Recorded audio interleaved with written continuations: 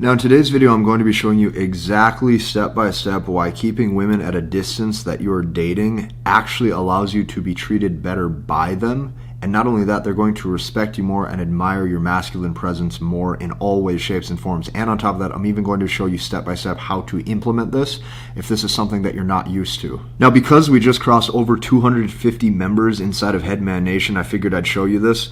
A guy messages and he goes, just finished watching the entire Language of Women and got so much value from it. He goes, it's literally worth its weight in gold. Thank you, Casey Zander. Guys, since I'm seeing transformations like this every day, you have to understand I am only one man. I can only do so much, but together, when we come together, the dating dynamics between men and women will actually change for the better. This is the strongest, most supportive brotherhood on the planet, and because of that, I invite you to join us on the other side. Let's dive into today's video. Okay, so like I said earlier, my promise to you is that by the end of this video, if you stick with me, I promise you that I will show you exactly why keeping the women that you're dating at a distance is far better, and you will be treated better. And I'm even going to show you how to implement this. So here is why I limit my time to seeing them, or like if there's a girl that I'm dating, why I limit my time to seeing them only once per week, okay, and no more than that, with as minimum amount of communication and texting in between as possible. So this is a very important concept because not only am I only seeing them roughly one time per week, but on top of that, I am trying to communicate as little as humanly possible through the cell phone at all times. This is very important. The reason being is because this will maintain your mystery and the natural mystery that a woman wants to have and wants to see to uncover you slowly page by page. What this also does is this also grows her respect level towards you. She sees that you're not easily accessible. So anything that's hard to access naturally has higher value, okay? And what this really does deep down is it fuels her hypergamous instinct that women have to want to pursue one specific pre-selected man. Even just hearing that one sentence is so powerful. Let's say that one more time. This fuels her hypergamous instinct that women have to want to pursue one specific pre-selected man. So I'm going to tell you this. I had to learn this the hard way. Okay, I had to learn this the hard way. All throughout my early 20s, here's what would happen. Number one, I would see her. Okay, so I'd see the woman. Maybe we'd go out for ice cream. Maybe we'd go get food. We'd go on a date. Maybe we slept together. Okay? And then what would happen is I would slowly make myself more available. Because what you naturally think as a man is you assume that if you make yourself more available, if this is a woman that you're intimately seeing or you're romantically seeing, you naturally will tell yourself, if I make myself more available and if I see her more frequently, we will grow together with chemistry. That's your gut feeling and that's your gut intuition. That could not be further from the truth. So here's what would happen. As I would do this, I would see her, I would, make myself more available. What this did is this would lower the competition anxiety, and then the whole relationship or the whole interaction would be over. And I'm going to tell you this, masculine frame cannot make up for this. You can have as rock solid of masculine frame as you want.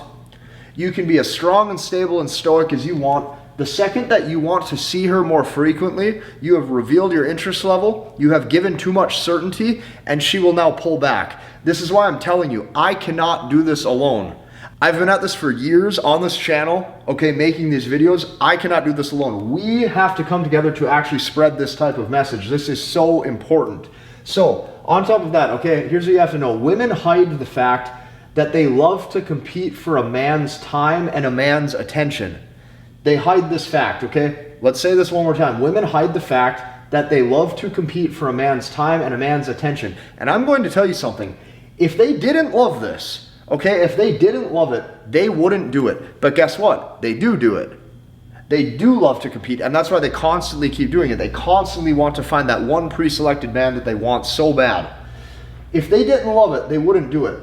So what I had to do is I had to come to terms with this throughout my early to mid-20s. I had to come to terms with the fact that I need to stop trusting my gut. And here's what I mean by that. I stopped trusting my gut as a man years ago in regards to women, because here's what your gut instinct will tell you. Your gut will tell you these things because your gut is going to tell you what makes sense logically, but what makes logical sense in your mind for how this interaction or how this relationship should work is never in a million years ever going to make emotional sense in that woman's heart.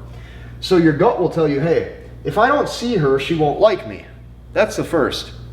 Your gut instinct is also going to tell you, if I don't text her, she'll just completely forget about me. And then on top of that, your gut instinct is going to tell you, hey, if I only see her one time per week, she'll just fill that time with someone else and she's going to want someone else. And this is total bullshit. This is complete BS. This is not true. If you listen to your gut when it comes to your dating situations with women, you will be led astray massively. So take this to the next column, okay? Here's what happens if you keep women updated on your life or about your life. Okay, when you give women constant updates on what you're doing and when you fill them in on how your day is going, and not only that, when you show them what you're thinking about and all of these things, when you keep a woman updated on how your life is going, here's what happens. Your gut is going to tell you these things. Your gut instinct is going to tell you, hey, you should fill her in on your day. It shows you're great at communication and look at you build all this trust and this companionship. Isn't she going to respect that and isn't she going to love hearing about that? That's what your gut will tell you. Take this a step further, number 2. Your gut will tell you, hey, let her know what you did today.